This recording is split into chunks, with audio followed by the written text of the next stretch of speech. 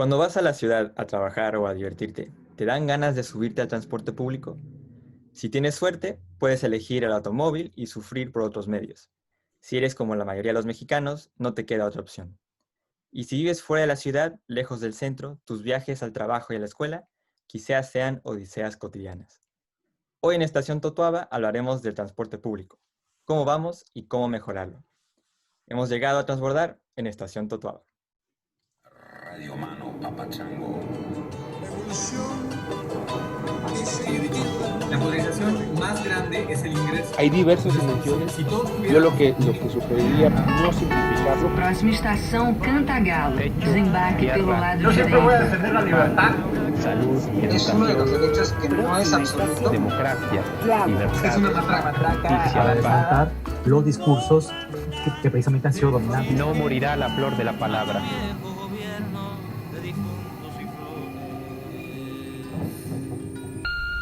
Estación Totuaba.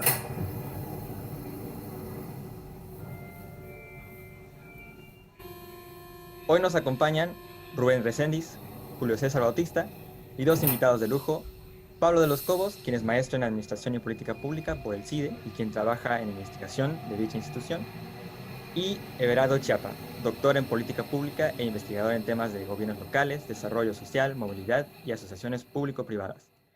Everardo también comparte alma mater con Pablo, ambos del CIDE. Muchas gracias por acompañarnos. Hola, ¿qué tal? Muchas gracias. Y para guiar nuestra discusión, utilizaremos el caso de las rutas de alimentación al tren suburbano en el Estado de México, una parte del entramado de transporte público de la zona metropolitana del Valle de México y tesis, o caso que utilizó en la tesis de Pablo.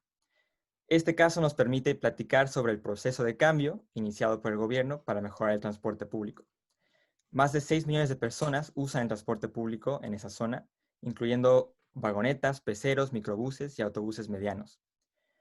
Este sistema de transporte es un tanto caótico, por decirlo así. La mayoría funciona por concesiones, con pago por personas y libre mercado. Algunos tienen permiso del gobierno, otros no lo tienen pero son tolerados, y otros más ni lo tienen ni el gobierno sabe que operan ahí. Los transportistas, una gran fuerza laboral con peso político, compite entre sí por clientes y pagos. Un día, en 2009, este ecosistema se vio perturbado por la llegada de un tren suburbano para conectar con la zona céntrica de la Ciudad de México. Esto hizo que el gobierno del estado y su Secretaría de Movilidad intentaran cambiar el complicado sistema de transporte.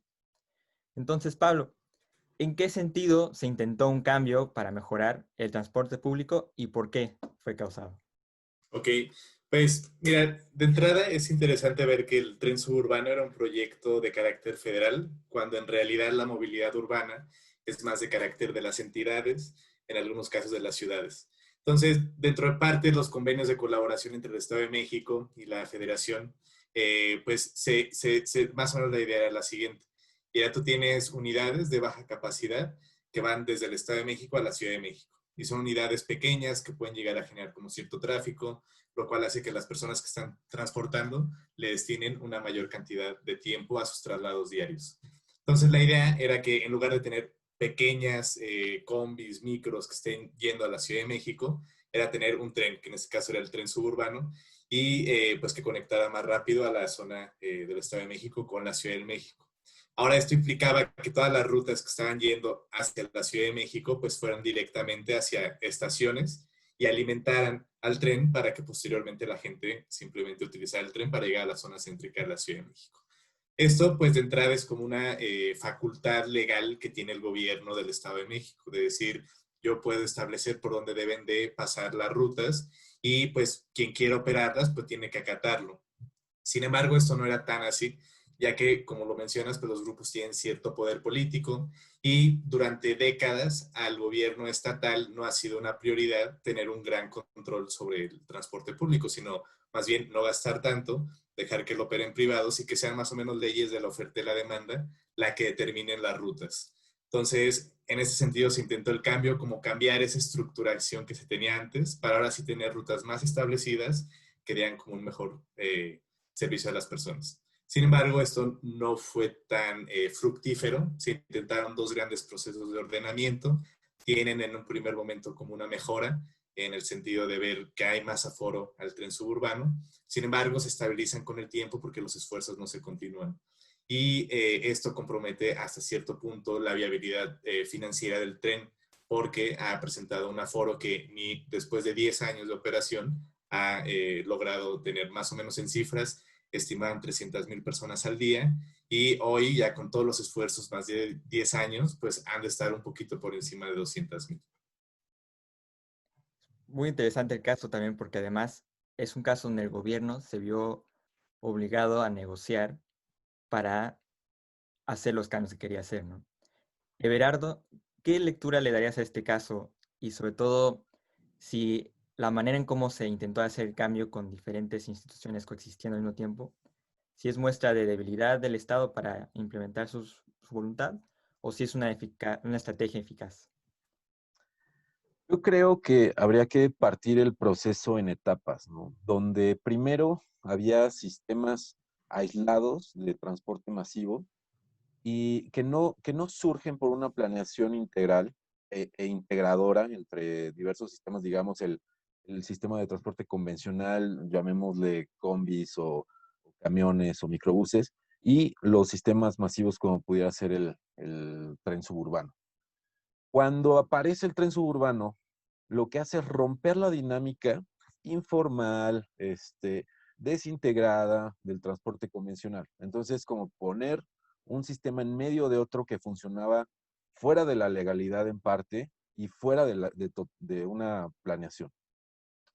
Creo que esto es también reflejo de un fenómeno observado en muchísimos, me atrevería a decir que la mayoría de los proyectos de infraestructura para la movilidad.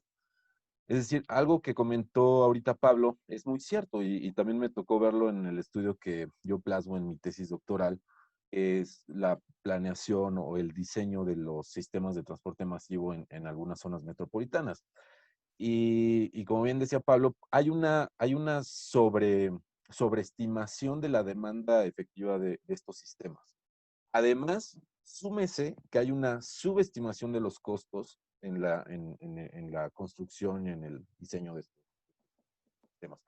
Entonces, ¿qué indica esto? O sea, en el largo plazo, bueno, no en el largo plazo, en el mediano plazo hay una ruptura del esquema financiero que supondría el sostenimiento del transporte. Entonces, cuando un concesionario opera un sistema que no le alcanza para recuperar la inversión que realiza y que mucho menos el gobierno recupera la inversión que también está realizando, pues va a haber una ruptura, va a haber quejas por parte de los concesionarios por un lado, quejas por parte de los usuarios por la falta de calidad, tras la falta de mantenimiento o consecuencias que deriva de esta ruptura final. Entonces, creo que tendríamos que considerar esto como un elemento fundamental, que los sistemas de transporte masivos actualmente no se basan en un proceso de planeación, que no logran integrar los sistemas preexistentes y que las etapas de diseño, estudios de prefactibilidad, son todo menos eso. Entonces no nos indican ni nos dan certeza absoluta de los escenarios futuros en la operación. Interesante porque sería como debilidad tanto para diagnosticar y hacer análisis económico como de planeación, ¿no? del Estado de México. Rubén, ¿tú cómo ves esta dinámica entre debilidad o estrategia para implementar las cosas entre la política y la ley? Pues mira, antes que nada, pues agradezco por supuesto a Everardo acompañándonos en el panel y por supuesto a Pablo por aceptar la invitación a Estación Totoaba. Debo decir que la tesis de Pablo a mí me pareció de muy fácil lectura y es de muy fácil entendimiento y esa es una virtud de una tesis, ¿no? Las tesis siempre generalmente son como marañas de teorías. Entonces la verdad es que felicito el documento, me parece muy bueno. Y además se trata acerca del tema del transporte público y quien me conoce sabe que el transporte público es uno de mis intereses y muchas razones al respecto, ¿no? Cuando hablamos de transporte público tenemos que preguntarnos cómo distribuimos los espacios, cómo los recorremos, cuál debe ser la experiencia que deberían vivir las personas al trasladarse en transporte público, cuánto se debería pagar, ¿no? Y me parece que son cosas muy, muy estimulantes al hablar sobre transporte público. Ahora, algo que yo quería comentar es que algo que me rodaba mucho de cuando leía la tesis de Pablo eran dos cosas. En primer lugar, y voy a citar aquí una parte de tu tesis donde dices, el entendimiento de las ventajas y desventajas de las diferentes tipologías del transporte público lleva a una reflexión sobre el tipo de movilidad que es deseable en una sociedad. Y tienes toda la razón. Y, es decir, entender las opciones que existen para moverse a lo largo y a lo ancho de una ciudad, irremediablemente nos lleva a preguntarnos cómo queremos recorrerla, cómo queremos vivir la ciudad. Entonces, abogar, por ejemplo, al transporte público que se mueva bajo la oferta y la demanda y que así se determine tiene consecuencias y tiene costos. Esto quiere decir que la decisión sobre nuestra forma de movernos en la ciudad es una decisión política. Decidir no cobrar tenencia a los automóviles en un estado es una decisión política. Decidir no destinar presupuesto a mejorar el transporte público es una decisión política. Es decir, no es técnica, no es económica, es política. Y de ahí se desprende todo lo demás. Decidir, por ejemplo, que las leyes del mercado, que es lo que sucede en el caso que pone del tren suburbano, que sea la ley del mercado lo que determine todo, es decidir activamente hacerse a un lado, tener un papel secundario y dejar que los agentes económicos busquen su equilibrio, ¿no? Entre comillas. ¿Y qué sucede? Bueno, pues tenemos choferes serpenteando, peleándose por alcanzar el mayor número de pasajes posibles, porque saben que de eso depende su ingreso del día. Entonces, pero por otro lado, si decidimos que el transporte público es crucial para una ciudad, porque lo es, porque permite que las personas puedan llegar a sus destinos, permitir que hagan su vida, realizar actividades económicas, eso también es una decisión política. Entonces, gran parte del enfoque que me gusta que le pone Pablo es porque cuando en ciertas partes hace una fotografía de los modelos de transporte público, lo que hace es nos forza a preguntarnos cuál queremos, cuál preferimos en una ciudad. Y considerar el transporte público como un asunto público implica una acción deliberada del gobierno, ya sea dejar que se haga un quilombo y se hagan batallas campales entre los ruteros, dejando a los pasajeros como presas, ¿no?, de sus vaivenes, o decidir meter orden y designar espacios, rutas y tiempos es pues una opción política. Entonces, en esos términos me parece que debe ser entendida y peleada. Entonces, me parece que quienes vivimos en una sociedad, en una ciudad, perdón, tenemos que preguntarnos con seriedad qué tipo de transporte queremos, porque eso determina el tipo de ciudad y a la vida que aspiramos, ¿no? Ese por una parte. La segunda enseñanza me gustaría dejarla en la siguiente intervención. Gracias, Rubén. Y de hecho, tocas un tema de los impuestos que vamos a regresar más adelante en el programa. Julio, ¿tú qué piensas entre la manera en que intentó hacer el cambio acá, si fue una estrategia y además si hubo un cambio de lógica? ¿Qué opinión se merece? Muchas gracias, Rafa. Bueno, también me sumo al agradecimiento a Pablo y a Everardo por estar con nosotros hoy y compartir esta mesa de pues un poquito de análisis, un poquito de todo, ¿no? De discusión. Creo que específicamente este caso ilustra el problema que refiere el transporte público, es decir, que si lo tomamos como un servicio público o lo tomamos como un servicio privado, ¿no? Que ya explicaba Pablo en su tesis, tiene algunos modelitos ahí, algunos ideales, y pareciera que en el Estado de México va por el libre mercado, ¿no? Con libre competencia, oferta y demanda. Pero el problema es cuando suceden este tipo de acciones conjuntas que vienen de parte del nivel federal y que tratan de coordinarse con el nivel estatal, y entonces se encuentran con grupos de veto, instituciones informales que operan paralelamente a las leyes, a las reglas escritas, y entonces tenemos ya un problema, porque sí podemos pensar en un diseño de ciudad, en un diseño de transporte, pero dejamos de lado la cuestión de los otros grupos que ya tienen intereses ahí, que tienen una historia arraigada de favores y de relaciones con el gobierno, y que entonces resulta bastante complicada moverlas, ¿no? Y estos actores tienen un poder de veto bastante fuerte, porque tan solo como dato, en la zona metropolitana del Valle de México, al día se mueven cerca de 11.5 millones de viajes. Entonces, de los cuales el 74% se hace en microbús. Entonces, ¿qué pasaría si este grupo de veto un día decide bloquear el servicio, bloquear alguna carretera, algún camino. El impacto económico sin duda sería bastante grande, ¿no? Entonces, son estas cosas de las que casi no hablamos cuando diseñamos transporte público, pero que ahí están. Y me parece que esto es fundamental, ¿no? Tratar de integrar la visión de los grupos de veto que se hace en la tesis de Pablo, y agradezco mucho eso porque es bastante interesante analizar paralelamente cómo se puede diseñar un sistema de transporte público, pero a qué problemas se enfrenta, más allá de los de diseño y los de implementación propios del gobierno, ¿no? Entonces, personalmente creo que sí se ha hecho un cambio de lógica, y de esto hablaremos un poquito más adelante. Me parece que el gobierno del Estado de México en este gobierno ha tratado de cambiar la visión, dejar de lado un poco al libre mercado y tratar de poner al ciudadano en el centro del servicio, en el centro de la planeación. Julio justo recuerda el énfasis como en el usuario, en el ciudadano usuario, y en el transportista que está ahí, que es alguien con quien se tiene que negociar. Pablo, en tu tesis, tú de hecho marcas dos periodos de cambio, dos intentos.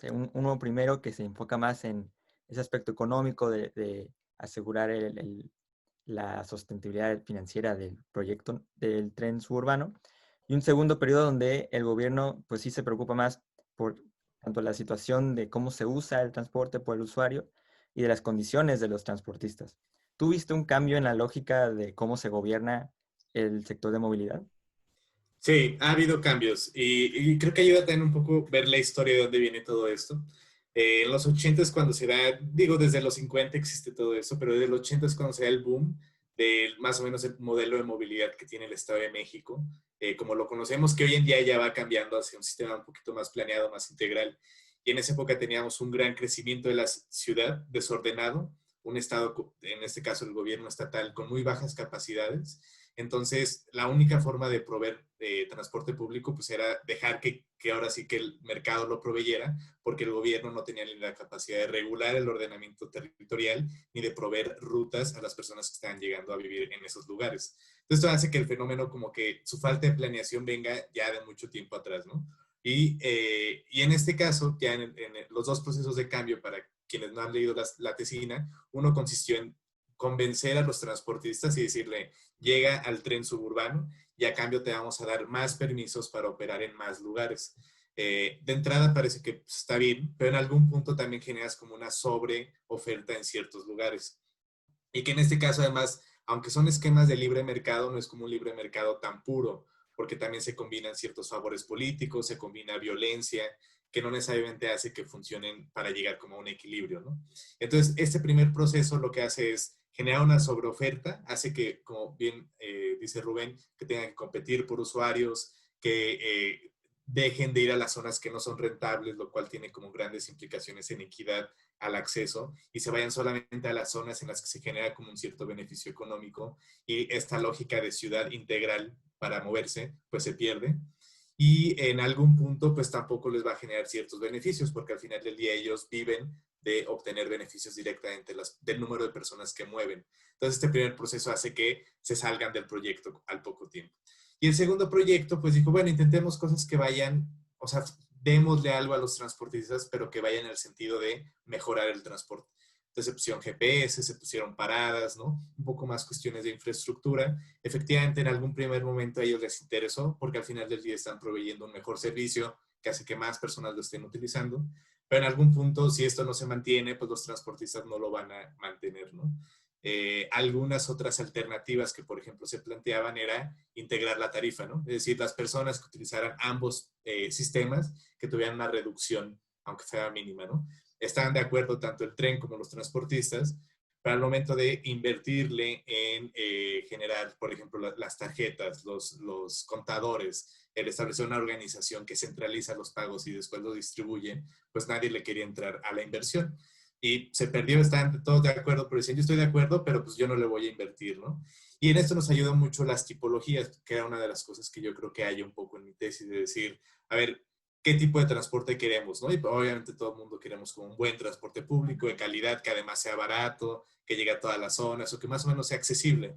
Ahora, ¿esto lo puedes lograr por esquemas de libre mercado? No. O sea, el libre mercado lo que te hace es que el gobierno no tenga que gastar mucho, y eso sí, que sea un servicio responsivo. Es decir, en una zona de crecimiento poblacional muy rápido, ya sea tanto de más gente que llega a un lugar o de que llegan a nuevas zonas, pues te permita que muy fácilmente tengas como rápidamente transporte. Si la gente requiere transporte que llega hasta las 2 de la mañana y están dispuestos a pagarlo, pues va a existir porque hay alguien dispuesto a pagarlo. Es lo que te permiten los esquemas de libre mercado, pero no necesariamente te van a garantizar un sistema equitativo, que llegue a todas las zonas de la ciudad, que sea necesariamente accesible en una cuestión de calidad.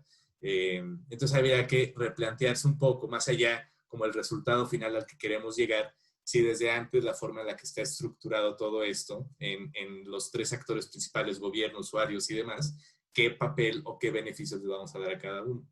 Y en ese sentido, creo que el Estado de México no ha logrado ir al punto de decir, bueno, vamos a migrar totalmente hacia un sistema que ponga más al usuario, a un sistema de equidad en el centro, y más bien ha intentado como tratar de llegar a él sin cambiar realmente la estructura. Es interesante, hubo un cambio como en la lógica de los intentos, de las cosas que se fijaban, pero al final parece que el cambio del sistema de lucro de mercado a un sistema mucho más basado en la intervención pública del Estado no se ha logrado. Everardo, ¿estarías de acuerdo con esta manera de ver el cambio aquí, de la lógica? No estoy tan seguro que el transporte urbano en México se maneje o opere bajo el libre mercado, ¿eh? Yo estaría más bien considerando que el transporte urbano en México es completamente regulado. Ahora, quiero recuperar varias de las cosas que comentaron. Es muy cierto lo que dice Julio sobre los grupos de veto y que pareciera que no están dispuestos a perder también el beneficio que obtienen de la operación del transporte en un modelo de hombre-camión, porque eso también es importante considerarlo. Las rutas convencionales se siguen manejando en esquemas de hombre-camión. Es decir, cuando entran en operación algunos sistemas donde ya las condiciones laborales y organizacionales de los transportistas son otras y más bien tienen que asociarse, ya no existe un incentivo tan de peso como para pertenecer a ese grupo, ¿no? O a ese gremio. Es decir, lo sigue moviendo un incentivo meramente económico. No de calidad, no laboral, no de prestaciones, sino el económico. Cuando se intenta migrar a esquemas más regulados para que operen los transportistas, es donde se pierde un poco el interés de participar. Ahora, algo que decía Rubén era creo que mencionaba algo así como que necesitamos conocer cómo se mueve la gente. Ojo, eso es un punto de partida importantísimo. Las ciudades, los gobiernos locales no saben los patrones de movilidad de la gente, no los conocemos. En la zona metropolitana del Valle de México existe una encuesta, ¿no?, de origen-destino que se realizará, creo que es a 3 años, algo así, pero solo te toma la fotografía en un momento determinado. No conocemos la dinámica en la movilidad de la gente ni el cambio de preferencias. Es decir, no sabemos, por ejemplo, ahorita con la estrategia 4S, cómo cambian las preferencias o los patrones de movilidad de la gente que a lo mejor pudiera preferir moverse en bicicleta que en automóvil, ¿no? Estoy hablando de la Ciudad de México particularmente. Pero, pues algo similar sucede en el Estado de México. A ver, las rutas no están diseñadas ni están dispuestas por los lugares donde la gente preferiría que pasara, ¿no? Porque tampoco hay una planeación sobre eso. No tenemos conocimiento de por dónde se mueve la gente, de cuándo se mueve la gente, en qué horarios, cuál es su origen y su destino. Sabemos ahí más o menos que la gente, pues, en su mayoría se mueve a pie o en transporte convencional. Pero, digamos, para poder planear e integrar con los sistemas preexistentes de transporte convencional un sistema de transporte masivo como el tren suburbano, tendría que ser necesario dotar y enriquecer la información de los patrones de movilidad. ¿A qué voy con esto? Que todavía está pendiente por parte de las autoridades conocer esta información, conocer cómo se mueve la gente, conocer cómo se quiere mover la gente y conocer cómo la gente podría cambiar sus patrones de movilidad dependiendo de las alternativas que tiene disponibles. Es decir, si yo actualmente tengo únicamente la posibilidad de moverme en combi o en combi, pues difícilmente voy a saber cuál es la ventaja que me representa moverme en auto, en bicicleta o en tren. Por ejemplo, acá en la ciudad de Pachuca, donde yo radico, acá tenemos un sistema de transporte masivo, un BRT, con rutas alimentadoras, y lo demás son combis. Hay también servicio de taxi, no tenemos Uber como en la Ciudad de México, porque gobierno del estado, pero tampoco puedo asegurar que sea lo que quiera la gente. No estoy seguro que la gente únicamente quisiera moverse o en BRT, o en combi, o en taxi. ¿Me explico? Tampoco tenemos ciclovías. Entonces, hasta que no conozcamos realmente los patrones de movilidad de la gente, no vamos a poder tomar decisiones óptimas sobre la oferta en medios de transporte. Y bueno, por la parte organizacional, habría que atender el tema de cómo está operando el gremio transportista, porque seguramente ellos siguen prefiriendo el modelo hombre-camión, pero eso se traduce en una mala calidad del transporte, en comportamientos oportunistas o viciosos, en la manera en cómo se ofrece el servicio. O sea, no es cuando el beneficio social que debe derivar de estos proyectos de transporte tendría que basarse en el tiempo de traslado o el valor del tiempo de traslado de las personas, lo hacen en función del volumen de gente que puedan transportar, independientemente si lo están, o sea, si están satisfaciendo al usuario. Es decir, ¿cuántas veces no vemos que las combis están esperando a que se llenen para poder arrancar? ¿O cuántas veces no vemos 4 unidades de un BRT en la misma estación cuando deberían de tener cierta frecuencia de paso? O sea, es un desastre eh, dejar a expensas de, digamos, tener más ingresos por tarifas, el transporte masivo inconvencional, lejos de satisfacer las necesidades o demandas de la gente, que es transportarse rápido y en medio de... Muy interesante ahí. Choca tanto la debilidad de poder diagnosticar el problema y leer a su población y cómo se comporta, cómo se mueve en este caso, y los malos incentivos de las concesiones, ¿no? Y ahí nos estamos enfocando ahora a los transportistas, cómo trabajan, qué condiciones tienen y qué actores representan. Julio, tú parece que decías que podemos considerarlos en cierto modo burócratas a nivel de calle del sistema de movilidad. ¿Cómo Sí, eso afectaría más con las redes clientelares que hay de por medio que existen entre el Estado y estos transportistas? híjole, pregunta difícil, Rafa, porque me parece que, que esta parte es, como ya mencionábamos, una cuestión histórica, ¿no? Cuando el Estado en sus inicios no puede proveer el servicio de transporte público, se abre la puerta a que lo haga la iniciativa privada y entonces pasa este efecto que mencionaba Everardo, donde el ingreso es lo más importante para los transportistas, ¿no? Pareciera que esa es la lógica que les domina. Y solo por poner un ejemplo, en el Estado de México, el 74% de las concesiones que se realizaron hasta 2017 eran para taxis. Y taxis que estaban localizados en las zonas más alejadas del Estado de México. Lo que quiere decir que en estas zonas no hay redes de transporte un poco más masivo como el microbús, las vagonetas, y se dejaba al automóvil particular, estos pequeños autos, que, que dieran el servicio de transporte.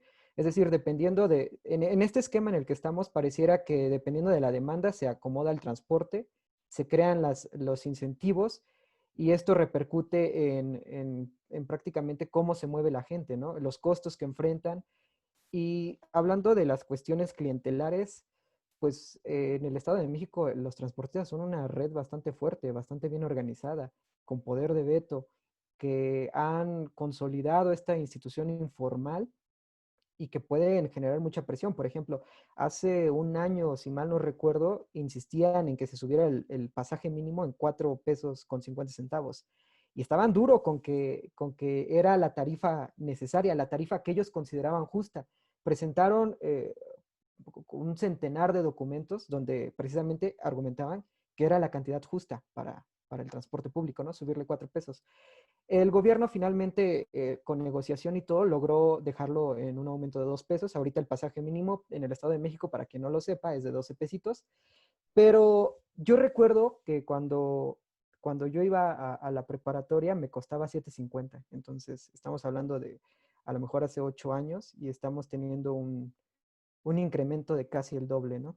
Entonces, me parece que las relaciones clientelares ahí están porque, como ejemplo, hace un año en el Estado de México se iniciaban las movilizaciones de los transportistas y decían, es que nosotros cuando Del Mazo estuvo en campaña lo apoyamos, traíamos el logo fuerte y con todo en nuestras unidades y ahorita nos están dando fuerte y con todo, porque no nos permiten incrementar el pasaje, no nos permiten crear las rutas que nosotros queremos y, por ejemplo, ahorita con el caso de la COVID, pues la Secretaría de Movilidad sí fue bastante insistente en reducir los espacios del transporte público en 50%. Entonces, pareciera que la relación clientelar, con el paso del tiempo, con la integración de nuevos actores y de nuevas relaciones de gobernanza entre el gobierno federal y el gobierno estatal, pareciera que se van desgastando, pareciera que van teniendo una fricción mayor y que esto más tarde que pronto va a generar un cambio paradigmático en esta relación. Al menos así lo veo yo y creo que el gobierno del Estado de México está haciendo un esfuerzo por cambiar esta lógica, que queda mucho por hacer, pero que se está intentando, ¿no? Tan solo con lo de las cámaras que mencionaba Pablo, es un cambio de lógica que se debe continuar para que tenga efecto. Everardo, ¿ibas a decir algo? Sí, es que me parece interesantísimo el tema de las concesiones, o sea, digamos, de la presión que genera este grupo de transportistas, porque se ha probado que las concesiones han servido como una moneda de cambio o sea, a cambio de apoyo político. O sea, se traduce en apoyo político. Y es muy claro, o sea, perdón que traiga a colación el tema del transporte acá en el estado de Hidalgo, que ciertamente también tiene mucha relación con la zona del Valle de México, porque ahora se está planeando una ruta de BRS hasta la zona del Valle de México. Pero bueno, el tema es que acá las concesiones de taxis en la zona metropolitana de Pachuca han sido la moneda de cambio con estos grupos clientelares. Y podemos ver el volumen de concesiones que aparentemente creo que habían sido históricamente de 800 en promedio por año durante los últimos periodos administrativos, ¿vale? ¿Qué dices? Bueno, a ver, ¿realmente empata el incremento de la demanda, el incremento en las concesiones que se otorgan? O sea, creo que ahí, por eso yo tengo mis dudas, el transporte se mueva por una suerte de oferta y demanda, ¿eh? Yo creo que también, como decía Rubén, o sea, hay muchas decisiones que se toman desde un enfoque político, meramente político, ¿no? Y, y creo que hasta no romper ese tipo de prácticas, no podremos ver un equilibrio entre la oferta y demanda en los sistemas de transporte. Es eso, ¿no? Se les ha dado poder y también a cambio se les pide poder. Y es más o menos la traducción de lo que decía Julio, ¿no? Antes estaban apoyando, pero ahora les están dando con palos, ¿no? Porque necesitan mostrar la alineación con lo que quiere el gobierno en turno. Y las concesiones lamentablemente no obedecen a la demanda efectiva que existe por el transporte, sino a favores políticos. Claro, aquí es muy interesante. Estamos hablando, bueno, primero Julio sí dice, hubo un cambio de lógica, ¿no? Pero también estamos hablando de la distribución. En el clientelismo se está redistribuyendo recursos, se está redistribuyendo poder de decisión. Y otro mecanismo de distribución de recursos en la sociedad es el impuesto. Rubén, ¿qué te merece aquí tu opinión en esta situación entre la relación del impuesto, el clientelismo y los problemas que tiene el Estado de México? ¿Hubo un cambio de lógica realmente o es más en apariencia? Pues mira, bueno, primero, yo no estoy tan seguro que los transportistas sean burocracia a nivel de calle, y mucho menos en el Estado de México, considerando que hay un desapego al sector. Entonces, no estoy seguro que sea burocracia a nivel de calle, en primer lugar. Luego, lo del impuesto a la tenencia, lo dije en la primera vez, es una decisión política. Cuando Pablo plantea el ejemplo de había una posibilidad, una solución de la tarifa integradora y había que invertirle un sistema, pero nadie quería invertirle, me parece que queda claro que el papel que tenía que jugar el gobierno en ese momento era justamente hacer el match, ¿no? El juntar tanto la decisión de la necesidad del tren suburbano con la necesidad de las unidades de transporte público, las combis y demás. Ahí debió haber sido. Es una costura que se debió haber hecho a través del Estado. ¿Con qué dinero? Bueno, se puede hablar de los impuestos a los carros. ¿Cómo el transporte público si no es a través de impuestos que tienen que ver con favorecer transporte público en detrimento del auto privado? El automóvil privado no es la solución de la movilidad en ninguna ciudad del mundo. No, eso no es cierto. Y hay que decirlo con todas las letras, ¿no? Y otra cosa que me parece importante es que cuando en el trabajo de Pablo habla sobre la decisión económica de las personas es la que prima por encima del tiempo, ¿no? Y me parece un punto muy crucial y muy importante. La gente está dispuesta a aguantarse 20 minutos, 30 minutos más, si eso le ahorra 10 pesos. Y no es fortuito en un país donde tenemos un ingreso muy bajo y los gastos son bastante altos, ¿no? No me parece poca cosa pensar y tener que imaginar siempre que los traslados, claro que tienen que ver con el tiempo, pero también con el dinero que la gente destina para su traslado. Y es algo que Pablo lo dice, incluso hasta desglosa los deciles y cómo van destinando su ingreso en cada uno de los deciles, ¿no?, que necesita moverse. No me parece fortuito considerar eso. Justo, quizás estamos en el peor de los mundos, donde la redistribución se hace por ausencia del Estado, donde pues el Estado asegura esos empleos, esa fuerza laboral grande de los transportistas, les asegura sus privilegios, ahí tienen esas fuentes de ingreso, quizás de riqueza, pero no se mejora el resto del sistema de transporte público de los ciudadanos, ¿no? Julio, te doy un minuto quizás, porque creo que hubieron varias posturas en contra tuya y ya después tendremos que pasar a las conclusiones porque se nos acaba el tiempo.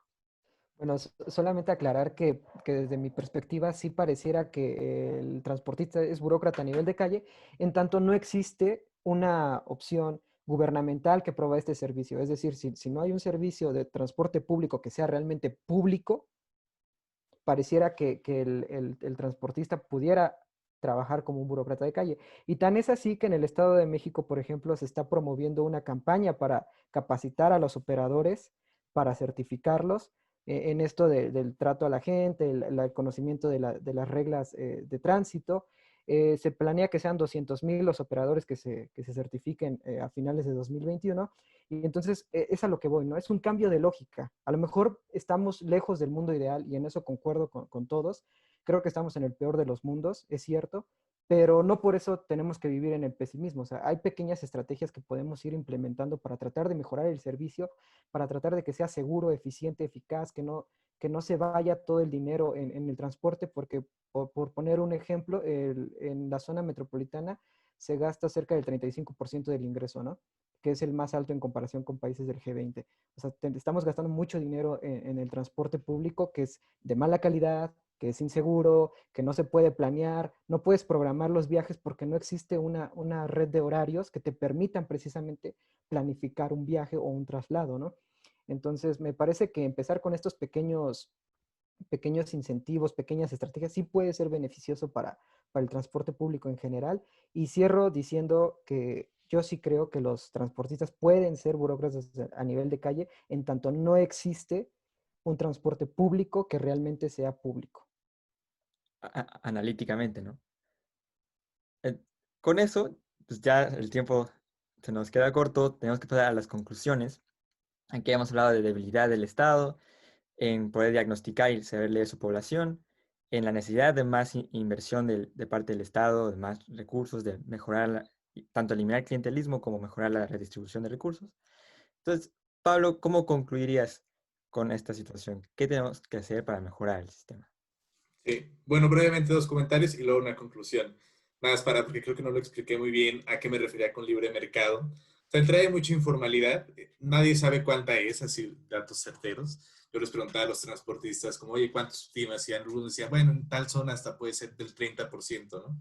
Entonces, cuando hay una informalidad, aunque hay una tarifa regulada, dónde se presta, quién lo presta, pues es algo que se decide sin una necesariamente regla establecida antes. Y el hecho de, y cuando hay concesiones, cuando los ingresos provienen directamente de los usuarios, si bien es un esquema de libre mercado como total, si es un esquema efectivamente que hace que, por ejemplo, tengamos que esperarnos a que se llene la combi, porque si no, no arranca. Porque el transportista pues está obteniendo los ingresos y hasta que se junte como la cantidad de personas que vuelven rentable ese trayecto, pues arranca ¿no? Y con Julio coincido bastante en el hecho de decir, también decir transportistas y gobierno, pues sí son como dos grupos que no necesariamente son tan homogéneos. Y a mí me parecía muy interesante eso con respecto a los transportistas, porque en general creo yo que existe esta idea de que los transportistas son un grupo clientelar, violento, que maneja mal, ¿no? Que hace un montón de cosas.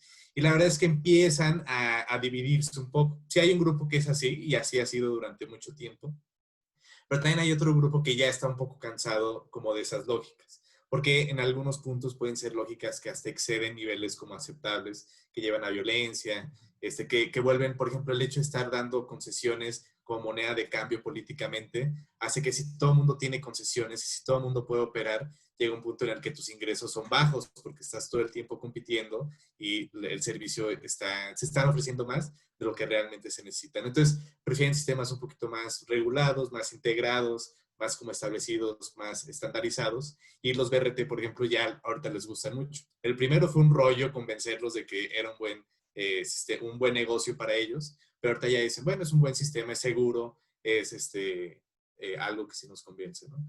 Y como conclusión final, yo también diría un poco con Rubén en el sentido del dinero que le está poniendo el gobierno a este tipo de servicios, ¿no? El tren suburbano en particular toma como modelo el tren de cercanías de Madrid. Y allá decían, pues que allá hay camiones que están alimentando la red. Y decían, sí, pero es que esos camiones están recibiendo un subsidio gubernamental que garantiza ciertas frecuencias para que más usuarios puedan decir, bueno, si en este momento yo tengo que ir a la estación, agarro un camión que sé que pasa cada tanto tiempo y me deja de forma segura en ese lugar, ¿no? Es algo que aquí no se tiene porque no se tienen esos subsidios. Y una parte pasa por impuestos y yo también creo que hay muchos mecanismos que nos permitirían aumentar la base fiscal del Estado para que pueda aumentar. Pero otra también pasa por una reasignación de los recursos que efectivamente se están gastando. Y no de todo, sino simplemente de movilidad. Ver, por ejemplo, el total del presupuesto que se destina a movilidad, cuánto va al automóvil y cuánto va a sistemas de transporte público. Hay pocas entidades en las que esto va más hacia la carga del transporte público. Y a menos que construyas un tren como un metro que te abarca un gran presupuesto, pues la gran parte de los estados, de las entidades, pues siguen destinando más hacia el transporte público. Entonces, no solo hay un mecanismo de financiamiento adicional, sino que también existe una posibilidad de reasignación, de decir, pues en los próximos años, como esta debe ser nuestra tirada, lo que queremos como ciudad, pues invirtámosle del dinero que ya tenemos de entrada, más este tipo de servicios mediante subsidios, mediante obras públicas cuya infraestructura es financiada por el gobierno, o incluso explorar mecanismos, más decir, bueno, si queremos garantizar rutas con ciertas frecuencias que vayan a ciertos lugares, pues tengamos algunas empresas públicas que, por ejemplo, estén proveyendo eso y que coexistan con otros sistemas que vayan un poquito más flexibles, como lo pueden ser los microbuses. Y ambos sistemas pueden decidir y que sean los usuarios quienes decidan cuál de los dos les parece mejor. La importancia del transporte público y cómo organizarlo. Everardo, tu conclusión sobre este tema. Pues mira, a mí me gustaría empezar mi conclusión respondiendo a la pregunta que planteabas al principio. Si te dan ganas de subirte al transporte público, la respuesta es no. No dan ganas de subirse al transporte público, porque es, como decía Pablo, es lamentable el porcentaje de informalidad en el que opera el transporte urbano, ¿no? ¿Eso qué implica? Implica que sí, se estén peleando por el pasaje, que sea de pésima calidad, que no sepamos, que no tengamos una cultura de movilidad más amplia que la de estar esperando 20 minutos a que pase la unidad, porque también está reducidísima la oferta, ¿no? Por otra parte, no sé, no estoy seguro que sea un tema de invertirle más a la infraestructura del transporte masivo por parte de los gobiernos. porque digo, Pablo conocerá más bien el proyecto, pero creo que algo acaba de decir. Me parece que no tenía previsto el gobierno del Estado de México inyectar recursos, sino que fuera un sistema autosostenible, es decir, que se mantuviera en el tiempo con los ingresos por concepto de las tarifas que cobra. Pero cuando existe un subsidio, o es porque así lo tenían previsto, o es porque no alcanzó el esquema financiero que estaban previendo, ¿no?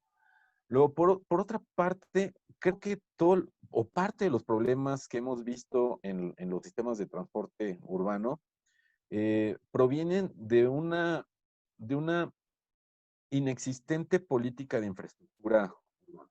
Creo que si bien hay proyectos como este o como algunos otros en otras zonas metropolitanas que son iniciativa del gobierno federal, hace falta integrar la infraestructura, ¿no? Y hace falta órganos que validen y verifiquen la conveniencia de estos proyectos. A todas luces son proyectos que son iniciativa público-privada. Pero esto no quiere decir que el gobierno tenga que estar, o sea, que sea quien necesariamente lidere los proyectos. O sea, cada quien su responsabilidad. Una parte es la reguladora, la que valida, la que verifica, y la otra es la operadora, o sea, digamos los concesionarios.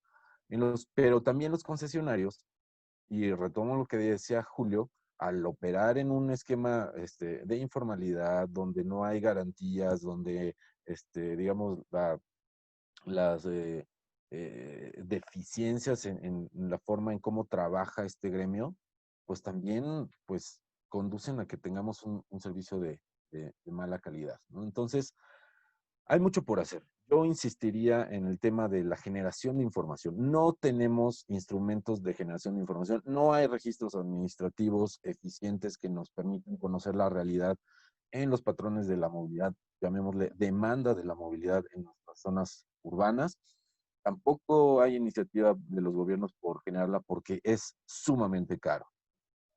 Sale mucho más caro celebrar un convenio con INEGI para realizar una encuesta de origen-destino que tomar la iniciativa por generar nuestra información. Pero también representa un desembolso para los gobiernos y no sé si estén dispuestos a asumirlo, ¿no? Pero es eso.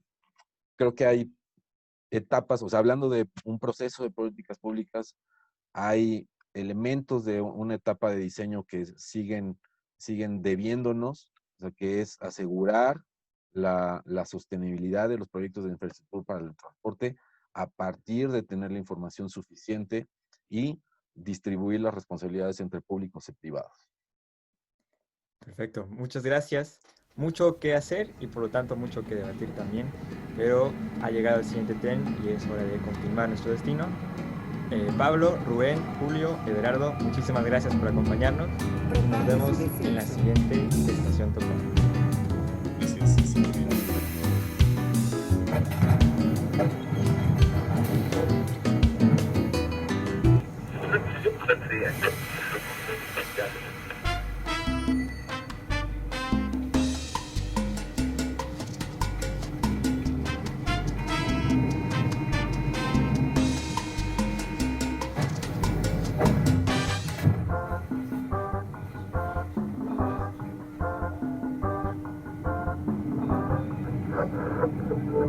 Ya ganamos,